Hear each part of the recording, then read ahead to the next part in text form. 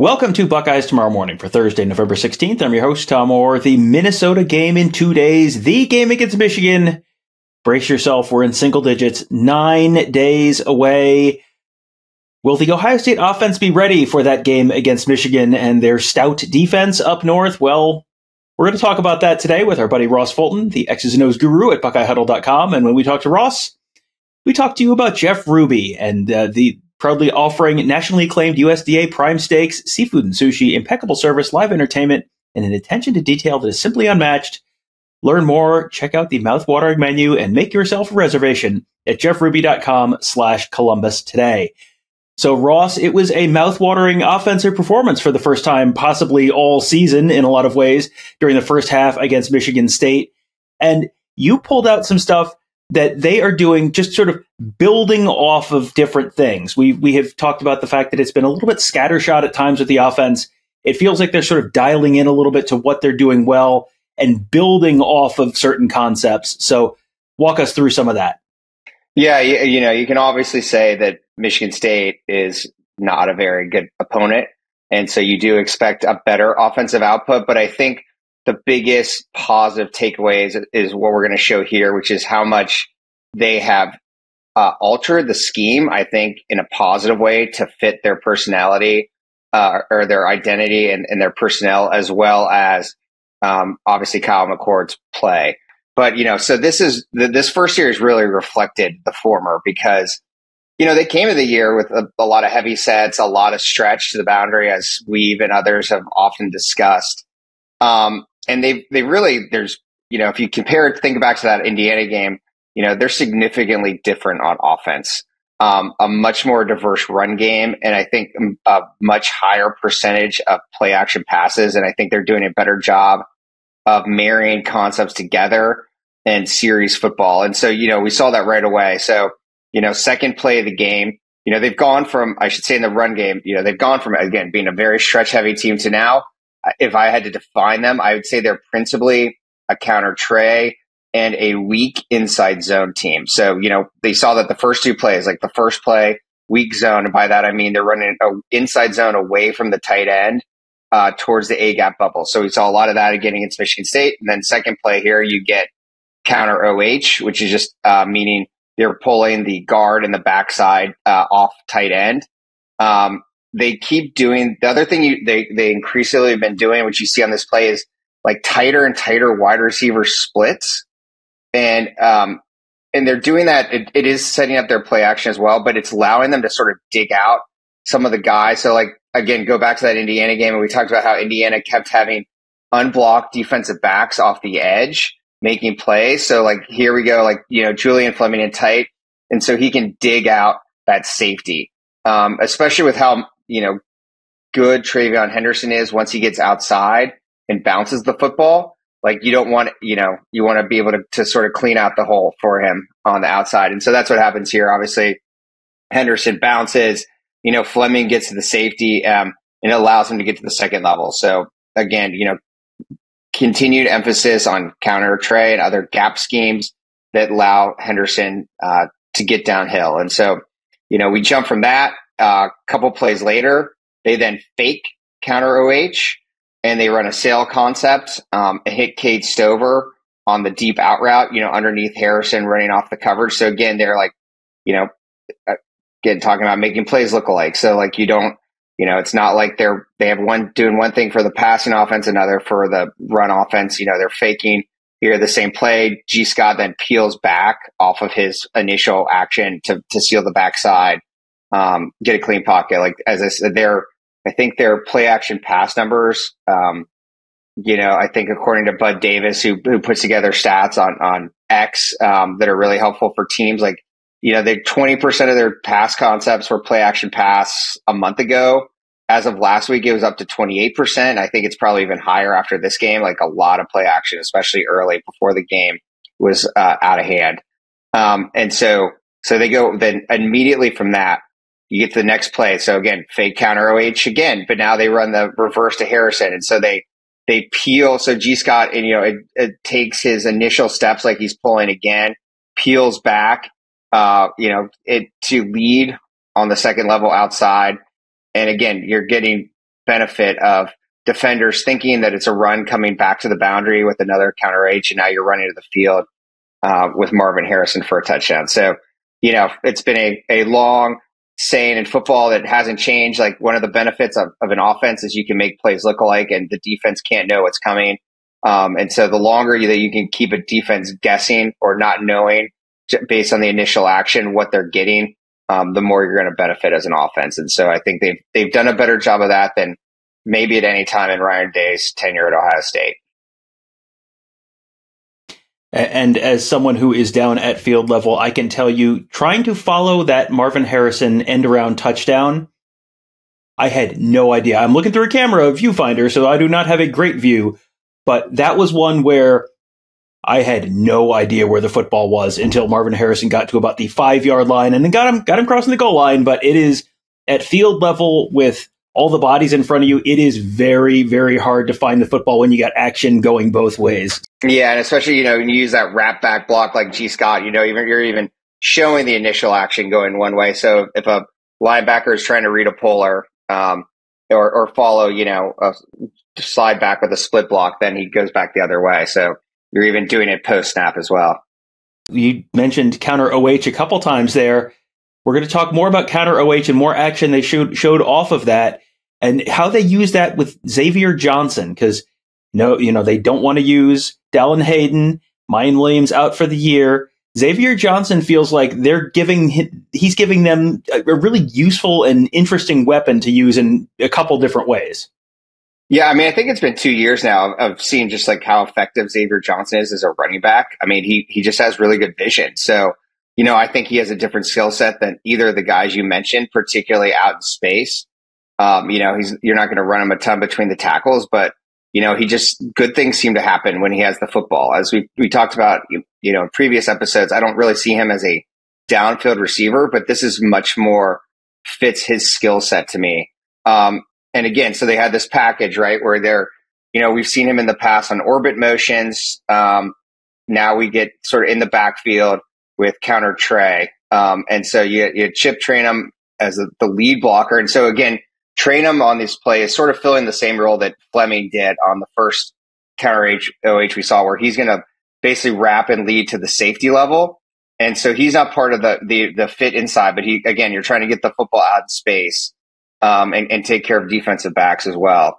And then you're just running the same blocking scheme for the O-line. But again, you're trying to get the football to Johnson and give him the chance to bounce it. And then, they fake then obviously counter OH and run the wheel route to X down the sideline for an explosive. And as Ryan Day talked about on Tuesday, Harrison again, like runs off the coverage. I mean, you got two guys basically following him and leaving that wheel route open. And so I think, the one thing that we'll have to watch for is when Xavier Johnson's in the game, you're getting certain predictable action, right? Like it's much more likely, particularly with the Mecca Ibuka back, like, here they run into Xavier Johnson and then they fake the counter, but the fake is to train him and not Xavier Johnson, right? And so he's the one running the wheel. So obviously train him is a good blocker. It will be interesting to see going forward whether they, maybe they do split backs with Xavier Johnson and TreVeyon Henderson. Maybe, they use Xavier Johnson as a decoy in another way. Like, you got to build off of that. So, just like with plays, you're not predictable by personnel. But I think that there's like no doubt that Xavier Johnson has a role in this offense. Like we talked about that earlier. Like, he continues to be, I think, a threat as a runner and as a receiver out of the backfield in particular. Like, so I do think they need to continue to come up with ways like this to get him the football in space and use him as a weapon in the passing game. Well, someone who is unquestionably a weapon in the passing game is Marvin Harrison Jr. We're going to be taking a look at his first touchdown up next. But something else Ryan Day pointed out on Tuesday, TreVeyon Henderson really kind of saved the day here with a nice block to pick up a defender who otherwise might have been on top of Kyle McCord here. Yeah, and I mean, you saw that McCord after the play, if you watch the TV clips, like he gives, a major props to TreVeyon Henderson because he basically picks up a defensive tackle that had beaten his initial blocker and cut the legs out from under him and gave McCord time to make this throw. But, again, I think McCord, obviously, as many have noted, played his best game Saturday, competition aside. Like, as Ryan Day has harped on, and I think it's true, like, when McCord's feet are right and he sets his feet, he keeps them underneath him, he can be pretty good and pretty accurate. And I think that this was certainly the most consistent performance we've seen in terms of, decisiveness and ball placement. And so, on this play, they obviously go with trips away from Harrison, and they get singled up coverage to Marvin's side. And obviously, like, especially with like formation to boundary. So they put the trips or tray with it's called tray with when the tight end is into the 3 receiver side to the short side of the field. So that's a lot of grass to cover on 18. So again, like Day likes to talk about, like, you got to decide, do you roll coverage to the field and leave things short to the boundary, or do you single him up? And, Michigan State here and cover 4 basically leaves him singled up. And, obviously a great double move by Harrison, a great throw. And, obviously great pass protection by Travion Henderson, as we talked about. But, schematically as well, you see the benefit of, and we'll show it the next clip, like, as well as the Xavier Johnson, when teams are doubling or rolling coverage to Harrison, it's a matter of trying to take advantage of that with other people. And, I still think it's important that Emeka Egbuka continues to, like, get healthy and get in the flow of the game. I think, they need to get him a little bit more involved as he's coming back. But also then, generate ways to get Harrison open, whether it's like this, by getting him singled up, on his touchdown catch. After this, he was in the slot for a slant route. So they see different ways to utilize him. And, like, that's going to be important against Michigan. Like, the one thing I didn't clip that I do think, there was a couple third down or early, one on early downs, one on third down where McCord hit Julian Fleming for one, he hit Harrison for another, but they were just sort of, nondescript 8 to 10 yard, like, comeback or out routes to the field, to the wide field. And, Michigan, the one thing that they like to do is play a lot of off coverage to the field, especially, like, saw it a lot against Penn State, and, like, Penn State, like a lot of Big Ten teams, just cannot often take advantage of that and just keep ahead of schedule by hitting those. And, so it was good to see, like, McCord and Harrison, especially one, like, you could tell it was a read, and he broke off his go route and ran a comeback. And so those are the kind of things that, like, are positive to see for Ohio State's perspective going forward for a couple of weeks. Well, you mentioned Emeka Egbuka not necessarily looking 100%. I'm not sure Cade Stover was really 100%, but he was out there. And when they threw him the ball, he was 100%, 7 targets, 7 catches, and a touchdown. And the touchdown was right before halftime, was a play that made it 35-3 and essentially ended any chance of any kind of second half drama at all. And that's one where Marvin Harrison was getting doubled and they needed someone else to make a play. And Cade Stover made that play. Yeah. And I think I even have been underestimating Cade Stover's importance in the passing game up until that game. Like, you could just tell how comfortable McCord feels throwing him the ball. And, like, when McCord sees single coverage, a lot of times it is Stover versus a linebacker. Like, if everyone's singled up across the board, he's going to be pretty comfortable going to Stover because he knows that single coverage is from a linebacker on him. And he catches everything. So, and this one is a great, though, example of Harrison's impact without actually making the play, as you said, because, they're running 4 vertical routes, and Michigan State's running cover 1, but they have a safety effectively shaded all the way over to Harrison on the far left-hand side. And so, McCord sees that and immediately comes back to Stover, who, yes, has single coverage, but it's on a linebacker. It's obviously a great throw and catch where he places the ball. But again, I just think it's a good example of, both the impact that Harrison has and, like, how Ohio State is taking advantage of that, one way or the other. But also just, like, kind of, McCord, again, being decisive in this game and reading the coverage correctly and knowing where to go with the football. Well, I mentioned there was not a lot of drama after halftime, but there was maybe a little intrigue because at one point, Ohio State took Carson Hintzman, who has been the starting center all season long, off the field, and slid Matt Jones, who has been the starting right guard all season, over to center, brought in Enoch Vamahi at guard. And it was kind of one of those, I wonder if there's anything to this. And Ryan Day was asked about it on Tuesday and didn't say, no, there's no chance this ever goes anywhere. So what were your thoughts on that move? And, is that something that's realistic for them if they decide that's the way they want to go at some point? Is that something a move you could make during the middle of the season like this? Yeah, I agree. It was not a Sherman-esque denial by Day in terms of impact going forward. I guess my first thoughts were when one series, obviously very small sample size. I thought Jones really brought some things to the center position that Ohio State has not been getting, particularly, being able to make a block at the first level and then get to the second level to a linebacker.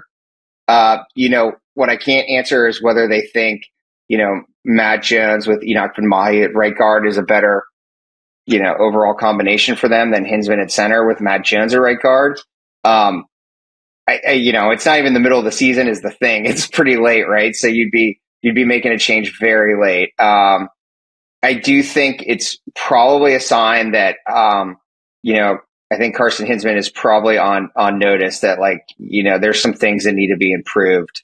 Or, he could be in danger of losing time. I mean, I just think he still just needs to play with better leverage and play lower, and do a better job getting to the second level. Or, if you miss a block, just turn back and get the backside linebacker instead. And so, I am also, it intrigued me. I thought Day's answer sort of opened the door a little bit more. So I certainly think it's something to watch going forward. But, it is I do think it's been an interesting team overall because I do think we're talking about whether it's scheme wise, whether it's personnel wise, there's been a lot of development for a team that's undefeated on the offensive side, compared to what you saw against Indiana, whether it's, the increased use of Xavier Johnson, as we talked about, Stover's development. Some of this is opened up by injuries, but I do think that the coaching staff has done a good job this year. Again, sort of figuring out what their players do well and really adapting the scheme. It has changed quite a bit. And, they're a much different scheme than they were to start the season or that they were last year, when they went to play Michigan, particularly in the run and play action game. So it's definitely a very different look. Well, if you are listening to this as a podcast or watching this on YouTube and you're thinking, I wish I could see what Ross is talking about. Well, the best place to do that is at the Huddle board at BuckeyeHuddle.com, presented by Jeff Ruby Columbus. That is where our members gather to talk to Ross about what we're talking about here, ask him questions, ask questions of Mickey and Devin as well. Make you a smarter football fan. That is a members-only area at BuckeyeHuddle.com. So if you want to watch with all the clips from the game, you can do that there. And if you want to learn more about our friends at Jeff Ruby, and I will raise my hand and say, yes, that sounds good to me. Jeff Ruby Steakhouse is the award-winning upscale steakhouse in downtown Columbus. Named one of the top 50 steakhouses in America by Food Network. They know something about food.